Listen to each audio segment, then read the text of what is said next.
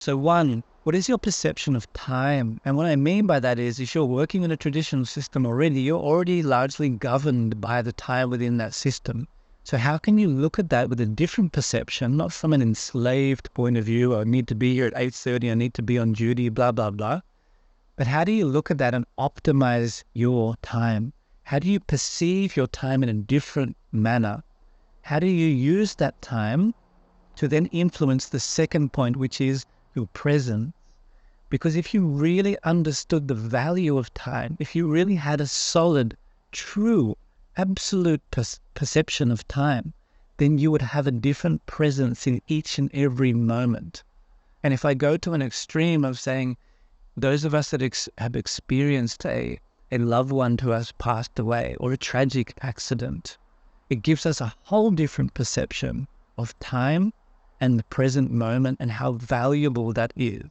It's that saying, you don't know what you have until it's gone. So how do we use that in a conscious way as conscious educators to optimize, to potentize, to really bring a different essence of ourselves, our authentic selves, as an educator in a traditional system or in a non-traditional system, in a place-based system or in a startup, as a leader, as an educator, as a parent, as a community member, as someone who has responsibility for humanity and for nature? How do I bring a different presence of time through my perception of time, which leads to my perception of myself? And that moves on to the third component here, and the third domino falls, which is, how are you aware, first and foremost, of your cycles? This is something, if we can look at from a holistic systems thinking point of view of interconnectedness, that these cycles of time, we are inherently intertwined with the cycles of the universe. We know that from a seasoned approach. Now, depending on your northern hemisphere, southern hemisphere, or in the equatorial regions, that we have a different feeling of the movement of time throughout the year. But indigenous cultures and ancient cultures knew there were certain elements within a place-based setting which were aligned to the consequence of the cycles of time. And they put these certain placeholders. Now, myself, my mother is from Bali, so we have a Balinese Hindu family.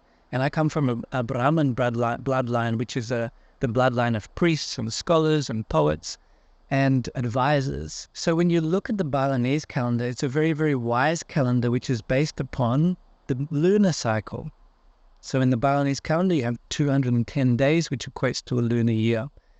And when you look at the quantification of that calendar, the cycles of time, it becomes very interesting how you can align those ancient indigenous wisdoms with your current systems of calendars, seasons, and cycles. So if we take a whole different approach to how we structure our calendar, and first and foremost, we can say, why do we have 4 school terms, 2 semesters? And if you fast forward into that and you look at how economic systems are now built upon those holiday periods, hotels go up, travel expenses go up, the whole capitalistic economic machine goes into overdrive, and we have super mass expansion of expenditure, we have huge demand, and we have all of this upheaval in this capitalistic model, which traditional education systems and the industrial model of education has perpetuated over time.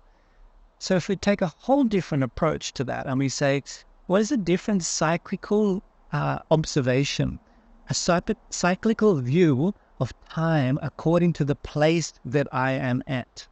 Now, the last one here, we can't really see because I've blocked it off, but let's bring that up. It's dialogue, okay? So this is what it's all about. When do you have conversations with educators, fellow educators, either colleagues or on professional development, about the perception of time, the perception of your presence, the perception of cycles, and the perception of dialogue?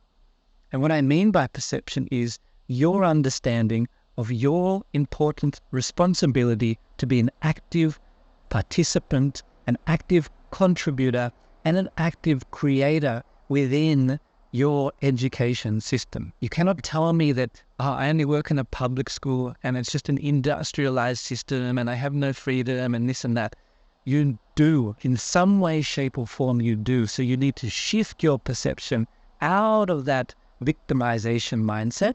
You need to look at the landscape, understand the lay of the land, understand the contours, understand the path of least resistance, and you need to shift internally your perception of the external, shift internally your perception of your presence, shift internally your understanding and perception of cycles, shift internally and be an active contributor to spark conversation, to engage in warmth of dialogue in a non-combative and a non-competitive manner.